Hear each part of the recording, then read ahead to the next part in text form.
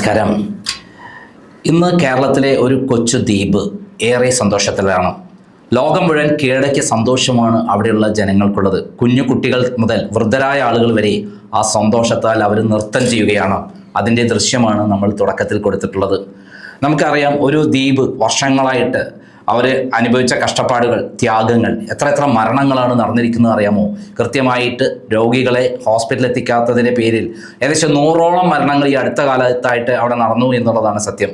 പലപ്പോഴും boat service ഉണ്ടാവില്ല, അതേപോലെ ജങ്കാ സർവീസ് ഉണ്ടാവില്ല. അത്യാസന്ന നിലയിലുള്ള രോഗികൾ ഇക്കാരണത്താൽ തന്നെ മരണപ്പെട്ടിരുന്നു. ഈ സന്ദർഭത്തിലാണ് ഒരു വിദ്യാർത്ഥി അവിടെ സമരം നടത്തിയത്. 2016 ജൂൺ മാസത്തിലാണ് ആ സമരം നടത്തിയത്. അർജുൻ എന്ന് പറയുന്ന പ്രശസ്ത നീന്തൽ താരം സന്തോഷിൻ്റെ മകനാണ് 9ാം ക്ലാസ്സുകാരൻ. വേമ്പനാട് കായൽ നീന്തിക്കൊണ്ട് പെരുമ്പളം ദ്വീപിൽ നിന്ന് സ്കൂളിലേക്ക് യാത്രയായത്. ഇത് വലിയ വാർത്തയായി. ദേശീയ ചാനലുകൾ പോലും അത് റിപ്പോർട്ട് ചെയ്തു. അത് ഇന്ത്യ ടുഡേ അന്ന് റിപ്പോർട്ട് ചെയ്തത് ഇങ്ങനെയാണ്. നമുക്കൊന്ന് വായിക്കാം. Protesting Kerala boy seems to scold demanding bridge government slaps him with a notice. Perambalam witnessed as many as 50 deaths due to medical emergencies alone in the past 1 year alone. 14-year-old Arjun Santosh decided that the only way to catch the Alappuzha district authorities I was to seem to scold every day. Hailing from the Perambalam village in Alappuzha, the villagers demand for a 700-meter bridge to connect their village, an island in itself in the Vembanad Lake, to the mainland has fell on deaf ears for almost a quarter of a century. Obviously, all the 10,000 odd residents of Perambalam have no choice but to depend on boats, which are notorious for its lack of punctuality and security features. Arjun, who is a 9th standard student in a school at Putota, is hence invariably late and almost always gets punished for the same. That is when Arjun zeroed in on this novel from the protest and now goes to school armed with a swimsuit and googles that he does every time he hits the waters to swim for over 3 kilometers, which is the distance to his school. The authorities' lackadaisical approach to the issue is evident when one considers that the teenager had to swim for 10 consecutive days before they even acknowledged his protest, and in a manner stepped in a typical bureaucratic laggard which sought to send him a notice instead for indulging in such risk. Alappuzha District Collector R. Girija was reportedly quoted as saying that it was dangerous for Arjun, being a minor, to attempt to swim, especially in the rainy season. If something were to happen to him, they would be held responsible, and so just to save face, apparently a decision to issue a notice to him was taken. Such blatant apathy, despite the fact that Perambalam witnessed as many as 50 deaths due to medical emergencies alone in the past 1 year alone. Transportation has always been a major problem here, as it takes more than 30 minutes to reach the mainland. Meanwhile, Arjun has for now decided to wait and watch to see if the authorities come up with concrete measures to address the lingering issue, failing which he is all set to resume his swim with renewed vigor. എന്ന് പറഞ്ഞാൽ 14 വയസ്സുള്ള പ്രായപൂർത്തിയാവാത്ത സ്കൂളിൽ പോകുന്ന ഒരു കുട്ടി തീരുമാനിച്ചുറച്ചു കഴിഞ്ഞാൽ അവസാനം ഗവൺമെന്റിനെ മുട്ടുമടക്കേണ്ടി വരും. അതെ, കാരണം അത്രയും റിസ്ക് പിടിച്ച വളരെ ആഴമുള്ള കനത്ത മഴയിലൂടെയാണ് ഈ കുട്ടി അന്ന് നീന്തി കടന്നത്. ദിവസേന സ്കൂളിലേക്ക് ബോട്ട് കാത്തു നിൽക്കാതെ സ്കൂളിൽ പോയാൽ ലേറ്റ് ആവും, ചീത്ത കേൾക്കും, അങ്ങനെ പെനാൽറ്റി കിട്ടും.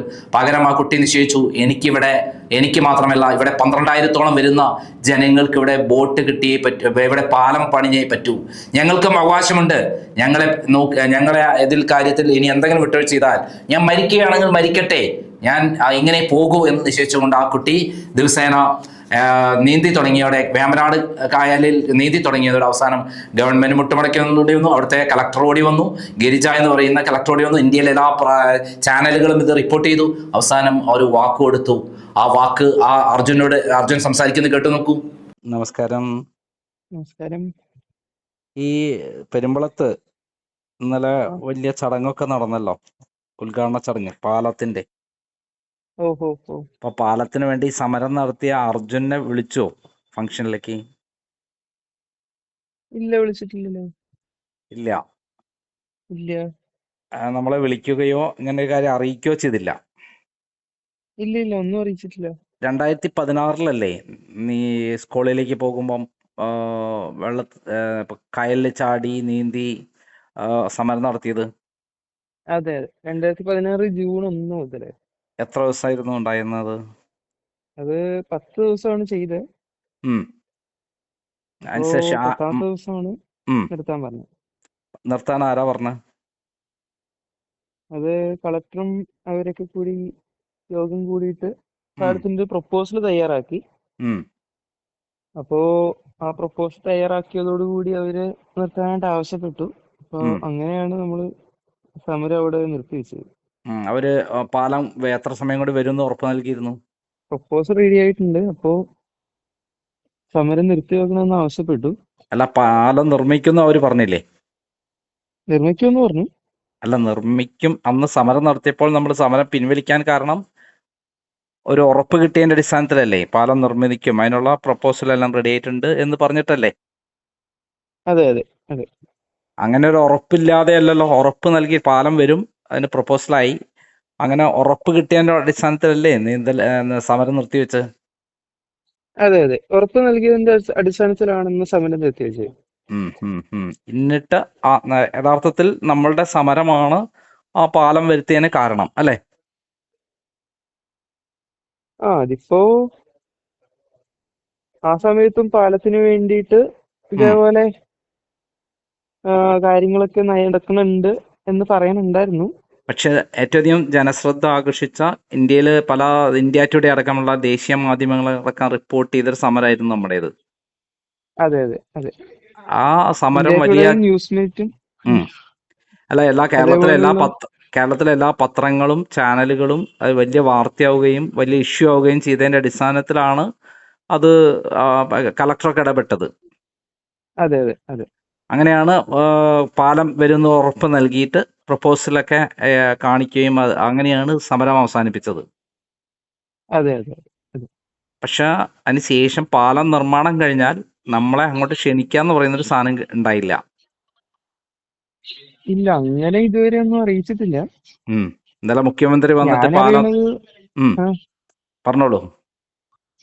അല്ല, ഞാനിത് അറിയണത് കൂട്ടുകാരൊക്കെ പറഞ്ഞിട്ടാണ്. പിന്നെ അച്ഛനും അതേപോലെ തന്നെ, പിന്നെ അച്ഛനും നാട്ടിലുണ്ടായിരുന്നില്ല ആ സമയത്ത്. രാജസ്ഥാനിൽ പോകേണ്ട അത്യാവശ്യം ഉണ്ടായിരുന്നു. പിന്നെ ഞാൻ ന്യൂസിലൊക്കെ കണ്ടാണ് ഈ കാര്യങ്ങളൊക്കെ അറിയണേ. ഇപ്പൊ എവിടെയാ പഠിക്കുന്നത്? ഞാനിപ്പോ കണ്ണൂർ സർവകലാശാലയിലാണ്. എന്തിനാ പഠിക്കുന്നത്? MPES വിദ്യാർത്ഥിയാണ്, PG masters physical education. Course ഇപ്പോ ഏകദേശം കഴിയാറായിട്ടുണ്ട്. അതായത് 10 വർഷം മുമ്പാണ് ഈ സമരം നടത്തിയത്. അതെ, 10 വർഷമാകുന്നു. സമരം നടത്തി ഉള്ളതായപ്പോ അവസാനം കാട് വീടായപ്പം ആശാരി പുറത്തെന്ന് പറയുന്ന മാതിരിയാണ് കാര്യം. Okay okay okay Arjun. കേട്ടല്ലോ, അർജുനന് വാക്ക് കൊടുത്തു. ആ വാക്ക് അവസാനം അവർക്ക് പാലിക്കേണ്ടി വന്നു. അർജുൻ ഇല്ലെങ്കിൽ പറഞ്ഞെന്താ, ഞാൻ വീണ്ടും സമരം നടത്തും. അന്നു മുതൽ ആ കാര്യത്തിൽ എന്തായാലും കൃത്യമായി അതിന് പിന്നിൽ പ്രവർത്തിച്ച ഒരാളാണ് നമ്മുടെ MLA ആയിരുന്ന, അവിടുത്തെ MP ആയിരുന്ന ആരിഫ് MLA. അദ്ദേഹം ഈ കുട്ടിയോടൊപ്പം ചേർന്നുകൊണ്ട് മറ്റൊന്നും നോക്കാതെ, രാഷ്ട്രീയമില്ല മറ്റെല്ലാ കാര്യങ്ങളും വിട്ട് അവിടെ പാലം പണിയാൻ അർജുനൻ വാക്കുകൊടുത്ത പ്രകാരമുള്ള കാര്യങ്ങൾ പൂർത്തീകരിക്കാൻ ശ്രമിച്ചു. അവസാനം ഇപ്പോൾ പാലം പണിഞ്ഞപ്പോൾ കാട് വീടായപ്പോൾ ആശാരി പുറത്ത് എന്ന പോലെ ഈ കുട്ടിയെ ഗവൺമെൻറ് ഇത്രയും വലിയ പബ്ലിസിറ്റി കൊടുത്ത് കോടികൾ ചെലവാക്കി പരസ്യം കൊടുത്ത് അവസാനം ഈ പരിപാടി നടത്തിയപ്പോൾ ആ കുട്ടിയെ വിളിച്ചില്ല എന്ന ചെറ്റത്തരമാണ് പിണറായി വിജയൻ ചെയ്തത്. ആ പെരുമ്പളത്തിലെ ജനങ്ങളോട് പിണറായി വിജയൻ ചെറ്റത്തരം ചെയ്തിരിക്കുന്നു എന്നുള്ളതാണ് സത്യം. കാരണം പിണറായി വിജയൻ അങ്ങനെയാണ്, എല്ലാ കാര്യങ്ങളും നേടിയെടുക്കുക എന്നുള്ളതാണ് അദ്ദേഹത്തിൻ്റെ ശൈലി. പരനാറി എന്ന് എന്തുകൊണ്ടാണ് ജനങ്ങൾ വിളിക്കുന്നത്? അദ്ദേഹം ഏത് കാര്യം സ്വന്തമാക്കും. ആരാണോ കഷ്ടപ്പെട്ടത്, ത്യാഗം ചെയ്തത്, അതിനൊന്നും വിലയില്ല. പാർട്ടിയിലില്ല. പണ്ടേ ഗൗരമ്മേനെ ചവിട്ടി പുറത്താക്കുന്നതിൽ ഏറ്റവും മുൻപന്തിയിൽ നിന്ന ഒരാളാണ് പിണറായി വിജയൻ. പിന്നെയല്ലേ ഈ കുട്ടിയെ കാര്യം. ഈ കുട്ടി ഇന്ന് കണ്ണൂരിലാണ് പഠിക്കുന്നത്. ആ കുട്ടിയെ വിളിച്ചു വരുത്തി അദ്ദേഹത്തിനെ ആദരിക്കേണ്ട ഒരു ചടങ്ങായിരുന്നു. ആ ചടങ്ങിന് കൊണ്ടുവരേണ്ട ആ കുട്ടിയെ മാത്രം വിളിച്ചില്ല. ഇപ്പോൾ അവിടേക്ക് ബസ് വന്നു, തിരുവനന്തപുരത്തേക്കും അതേപോലെ മറ്റുള്ള സ്ഥലത്തേക്കുള്ള ബസ്സുകൾ അവിടെ നിന്ന് സ്റ്റാർട്ട് ചെയ്ത് കഴിഞ്ഞു. പല നല്ല കാര്യങ്ങളും ഇപ്പോൾ വന്നു കഴിഞ്ഞു. അതിനൊക്കെ കാരണക്കാരനായത് ഈ അർജുൻ എന്ന കുട്ടിയാണ്. പക്ഷെ ആ കുട്ടിയോട് കാണിച്ച ഈ ചെറ്റത്തരം പെരുമ്പളം ദ്വീപ് മറക്കില്ല. അവരെത്ര തന്നെ സന്തോഷിക്കുമ്പോഴും, എത്രത്തോളം തന്നെ ആഹ്ലാദിക്കുമ്പോഴും, അവരെത്ര തന്നെ ലോക ഭൂപടത്തിൽ ഇനി ഇതാ വരുന്നു, ടൂറിസ്റ്റ് മാപ്പിൽ ഇന്ത്യയിലെ ഏറ്റവും വലിയ, ലോകത്തിലെ തന്നെ ഏറ്റവും മികച്ച ടൂറിസ്റ്റ് സ്ഥലം എന്ന് പറയുന്ന പെരുമ്പളം ദ്വീപ്. ഒരിക്കൽ പെരുമ്പളം ദ്വീപിൽ പോയി കഴിഞ്ഞാൽ നമ്മൾ അവിടെ ആ പ്രകൃതി സൗന്ദര്യം കണ്ട് നമ്മൾ ആസ്വദിച്ച് മടങ്ങി വരാൻ പോലും തോന്നില്ല. ചുറ്റുവട്ടവും വേമ്പനാട് കായലാണ്. ആ വേമ്പനാട് കായലിന് ചുറ്റുമുള്ള ഇവിടെ വലിയ റിസോർട്ടുകൾ വന്നിരുന്നു. പക്ഷേ ഒരിക്കൽ സുപ്രീം കോടതിയുടെ ഓർഡർ പ്രകാരം പൊളിക്കേണ്ടി വന്നു. കാരണം ഡിസ്റ്റൻസ്, കായലിൽ നിന്നുള്ള ദൂരം കാത്തു സൂക്ഷിക്കാത്തത് കൊണ്ടാണ് മുത്തൂറ്റ് വകയുണ്ടായിരുന്ന അവിടെയുള്ള റിസോർട്ട് അടക്കം പൊളിക്കേണ്ടി വന്നത്. അങ്ങനെ പ്രകൃതി സംരക്ഷണത്തിന്റെ ഭാഗമായിട്ട് ഇവിടെ പല കാര്യങ്ങളും നോക്കേണ്ടതുണ്ട്. ഇവിടെ വലിയ ടൂറിസ്റ്റുകൾ, വലിയ ലോക ഭൂപടത്തിൽ വലിയ ടൂറിസ്റ്റുകൾ വരാൻ സാധ്യതയുള്ള സ്ഥലമാണ്. ഇവിടെ വികസനം സ്വാഭാവികമായിട്ട് ഇനി പെട്ടെന്നായിരിക്കും ഉണ്ടാവുക. കേരളത്തിലെ ഏറ്റവും മനോഹരമായ ഒരു ടൂറിസ്റ്റ് കേന്ദ്രം എന്നുള്ള സ്ഥലം പെരുമ്പളം ദ്വീപ് സ്വായത്തമാക്കുക ഒക്കെ ശരിയാണ്. ഇത് മുമ്പ് അരീക്കുറ്റി പഞ്ചായത്തിൽ പെട്ട ഒരു ഭാഗമായിരുന്നു ഈ പെരുമ്പളം. അത് പിന്നീട് വയലാർ രവി ആഭ്യന്തരമന്ത്രി ആകുമ്പോഴാണ് അദ്ദേഹം ഈ പെരുമ്പളം ദ്വീപ് കൊണ്ടുവന്നത്. പോസ്റ്റ് ഓഫീസ് കൊണ്ടുവന്നതും അതേപോലെ വില്ലേജ് തുടങ്ങിയതും പഞ്ചായത്ത് തുടങ്ങിയതും എല്ലാം തന്നെ വയലാർ രവി ചേർത്തലക്കാരനാണല്ലോ. പിന്നീട് ലോനപ്പൻ തമ്മടൻ UDFന്റെ മിനിസ്ട്രി കാലത്താണ് ഇവിടെ ബോട്ട് സർവീസ് തുടങ്ങിയത്. മുമ്പൊക്കെ ഇവിടെ തോണിയിലാണ് യാത്ര ചെയ്തിരുന്നത്. അങ്ങനെയുള്ള സ്ഥലം പിന്നീട് ഡെവലപ്പ് ചെയ്ത് ഇപ്പോഴുള്ള ഏറ്റവും പ്രത്യേകത എന്താ അറിയോ, ചുക്കിനും ചുണ്ണാമ്പിനും കൊള്ളാത്ത ഒരു MLA ഉണ്ട്. വിളിച്ചാൽ പോലും ഫോൺ എടുക്കില്ല. അവർക്ക് മുകളിലുള്ള മാർക്സിസ്റ്റ് പാർട്ടിയുടെ പിണറായി വിജയൻ എന്ന് പറയുന്ന ബോസിനെ പേടിയാണ്. ജനങ്ങൾ വിളിച്ചാൽ ഫോൺ എടുക്കില്ല.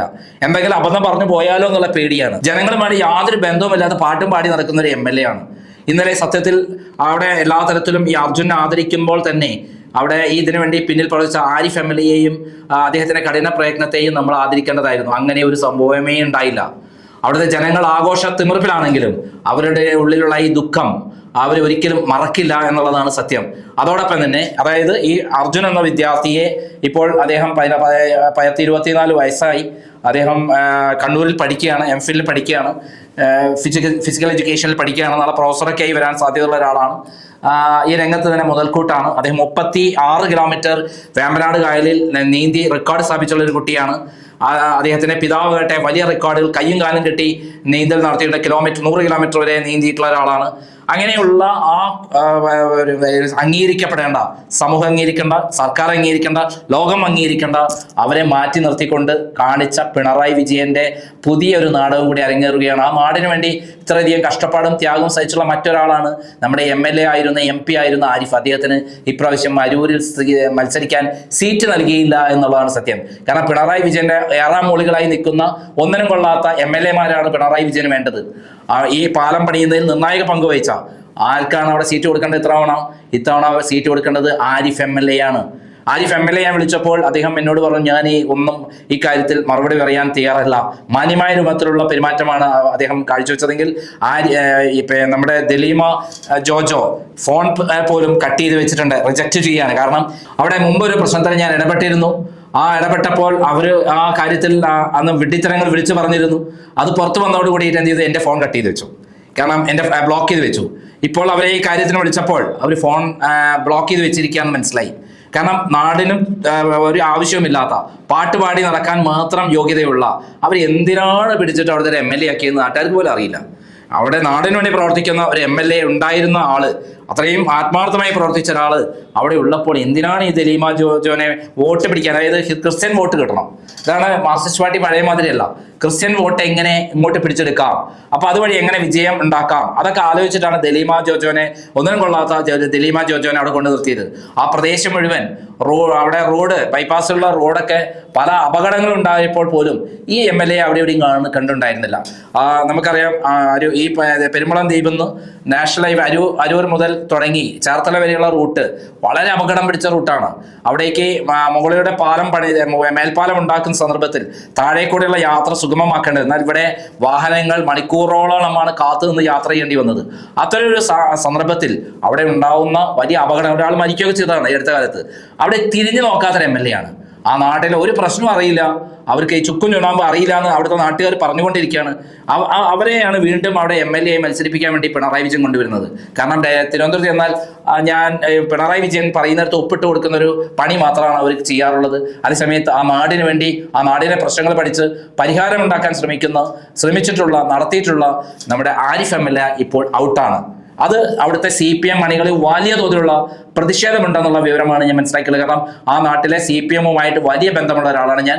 ആ നാട്ടിലെ CPM-ന്റെ പല പ്രമുഖരായ ആളുകളും പറഞ്ഞിട്ടുള്ളത്, ആരിഫ് അല്ലെങ്കിൽ ഞങ്ങൾ കാണിച്ചു കൊടുക്കും. കാരണം ഈ നാടിന് വേണ്ടി ഒരു വസ്തുവും ചെയ്യാത്ത, വിളിച്ചാൽ ഫോൺ എടുക്കാത്ത, പല കാര്യങ്ങളും ജനങ്ങളുടെ പ്രശ്നങ്ങൾ ഇടപെടാൻ പോലും ഒരു തരത്തിലും ഒരു മര്യാദ പോലും കാണിക്കാത്ത ഈ MLA ആർക്ക് വേണമെന്നാണ് അവിടുത്തെ നാട്ടുകാർ ചോദിക്കുന്നത്. എന്തായാലും ഇവിടെ പിണറായി വിജയൻ ചെയ്ത ചെറ്റത്തരം ചെറുതല്ല, വലിയ കോടാനുകോടി രൂപ പരസ്യം കൊടുത്ത് അവിടെ ഒരു ഫോട്ടോ അർജുൻ്റെ കൊടുത്ത് ഈ കുട്ടിയുടെ കഷ്ടപ്പാടിനെയും ത്യാഗത്തിൻ്റെയും സഹന സമരത്തിൻ്റെയും ഫലമാണ് ഈ പാലം എന്ന് പിണറായി വിജയൻ ഒരു പരസ്യം കൊടുത്തിരുന്നെങ്കിൽ ആ പരസ്യത്തിന് ഒരു വിലയുണ്ടായിരുന്നു. അപ്പോൾ പിണറായി വിജയൻ്റെ വലിയൊരു ഫോട്ടോ കൊടുത്ത് ഇവിടെ എന്തോ മഹാ അത്ഭുതം സംഭവിച്ചിരിക്കുന്നു എന്നൊക്കെ കാണിച്ച് ആണ് കോടികൾ ചെലവാക്കി പരസ്യം ചെയ്തിരിക്കുന്നത്. പരസ്യം ജനങ്ങളുടെ പൈസയാണല്ലോ. ഇലക്ഷൻ സമയത്ത് അവസാനം പണി പൂർത്തിയാക്കാതെ തന്നെ, യഥാർത്ഥത്തിൽ ഇനിയും പണി പൂർത്തിയാക്കാൻ ഒരു മാസം കൂടെ സമയം വേണം. അതായത് ഈ പറയുന്ന പെരുമ്പളത്തേക്കുള്ള പാലത്തിന്റെ പണി പൂർത്തിയായിട്ടില്ല. ആ പൂർത്തിയാക്കണമെങ്കിൽ ഒരു മാസം കൂടി സമയം വേണം. അതിന് സമയം പറ്റില്ലല്ലോ. കാരണം ഇലക്ഷൻ 10 ദിവസം, മാക്സിമം ഒരാഴ്ച കൊണ്ട് 10 ദിവസം കൊണ്ട് ഡിക്ലെയർ ചെയ്യും. പിന്നെ ഈ ഉദ്ഘാടന കർമ്മം നടത്താൻ പറ്റില്ല. അതിന്റെ പേരിലാണ് കോടികൾ ചെലവഴിച്ച് പിണറായി വിജയന്റെ ഇളിച്ച മുഖം കാണിച്ച് ആ വലിയ പരസ്യം കൊടുത്തിരിക്കുന്നത്. ഇത് കാണുമ്പോഴേ ജനങ്ങൾക്ക് വെറുപ്പും അറപ്പാണ്. പിണറായി വിജയന്റെ മുഖം കാണുന്ന എവിടെയാണോ അവിടെ കംപ്ലീറ്റ് വോട്ട് പോകുന്നു എന്നുള്ളതാണ് ഇപ്പോഴത്തെ മനഃശാസ്ത്രം. കാരണം ജനങ്ങൾക്ക് അത്രയും അറപ്പുള്ള, വെറുപ്പുള്ള ഒരു നേതാവ് കേരളത്തിൽ ഉണ്ടായിട്ടില്ല, ഒരു മുഖ്യമന്ത്രി കേരളത്തിൽ ഉണ്ടായിട്ടില്ല. ഇപ്പോൾ പെരുമ്പളങ്കാരോട് ചെയ്ത തട്ടിപ്പ്, ചെറ്റത്തരം ഒരു കാലത്തും ആ നാട്ടുകാർ മറക്കില്ല എന്നുള്ളതാണ്. പെരുമ്പളത്ത് ഒരു പാലം വരണമെന്ന് ആഗ്രഹിച്ച് അവിടെയുള്ള ജനങ്ങൾ സമരം നടത്താൻ തുടങ്ങിയ ഒരു 1/4 നൂറ്റാണ്ടായി. അവർ പലതരത്തിലുള്ള സമരങ്ങൾ നടത്തിയിട്ടുണ്ട്. വള്ളം കൂട്ടിക്കെട്ടി സമരം, കായലിൽ മെഴുകുതിരി കത്തിച്ച് സമരം, നീന്തൽ താരം സന്തോഷിനെ കൊണ്ട് കയ്യും കാലും കെട്ടി പൂത്തോട്ടയിൽ നിന്ന് പെരുമ്പളത്തേക്ക് നീന്തിക്കൊണ്ടുള്ള സമരം, 2005 പ്രതീകാത്മകമായി നൂൽപ്പാലം കെട്ടി സമരം എന്നിങ്ങനെ നിരവധി സമര പരിപാടികൾ ആക്ഷൻ കൗൺസിൽ നടത്തിയിട്ടുണ്ട്. അതെല്ലാം അന്ന് പത്രങ്ങളിൽ വലിയ വാർത്തയായിരുന്നു. അതിനുശേഷമാണ് 2016 ഒരു ചെറിയ കുട്ടി, 14 വയസ്സുള്ള കുട്ടി സമരം നടത്തിയത്. അർജുൻ, അതായത് സന്തോഷിന്റെ മകൻ. ആ സമരത്തിലൂടെയാണ് പിന്നീട് വഴിത്തിരിവാകുന്നത്.